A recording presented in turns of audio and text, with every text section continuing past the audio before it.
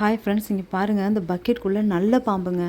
எங்கள் அப்பார்ட்மெண்ட்டில் ஒரு பாம்பு இந்த பக்கம் போகுது அந்த பக்கம் போகுதுன்னு சொல்லிகிட்டே இருப்பாங்க. குழந்தைங்களெலாம் வெளியில் அனுப்பாதீங்கன்னு சொல்லுவாங்க, விளையாட பொழுது போய்.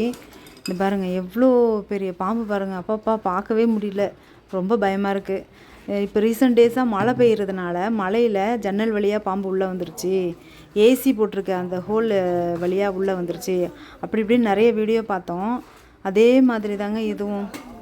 மழைக்காக மழை சீசன்னால் ஒன்று வருது. இல்லை நம்ம மரம் செடி கொடி இந்த செடியெலாம் இலைய தலையெல்லாம் கொட்டி கிடக்கு, குப்பையெல்லாம் சேர்ந்து போய் அதனால் கூட வரலாம்.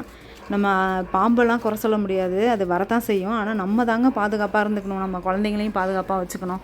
எவ்வளோக்கு எவ்வளோ நம்ம இருக்கிற ஏரியாவை சுத்தபத்தமாக வச்சுக்கிறோமோ அவ்வளோக்கு அவ்வளோ நல்லது. இந்த மழையின் காரணமாக அந்த பாம்பெல்லாம் வருது. கொஞ்சம் எல்லோரும் பாதுகாப்பாக இருந்துக்கோங்க, சேஃப்டியாக இருங்க. அப்பார்ட்மெண்ட்டில் இருக்கோம், நமக்கு ஒன்றும் பயம் கிடையாதுன்னெலாம் நினைக்கக்கூடாது. இங்கே பாருங்கள் பாம்பு. இவ்வளோ நாளாக சொல்லிக்கிட்டு தான் இருந்தாங்க, இப்போ தான் நாங்கள் நேரடியாக பார்க்குறோம் அப்பார்ட்மெண்ட்டில் பாம்பு இருக்குதுன்னு. குழந்தைங்க இந்த அப்பார்ட்மெண்ட்டில் நிறைய இருக்குது.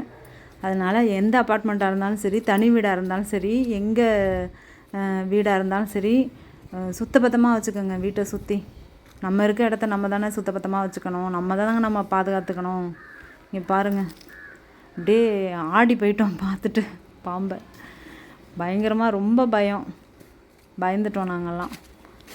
கொஞ்சம் சேஃப்டியாக இருந்துக்குவோம், ஜன்னல்லாம் சாத்தி வச்சுக்கலாம். மழை காலம், அதனால் பார்த்து பத்திரமா இருங்க எல்லோரும்.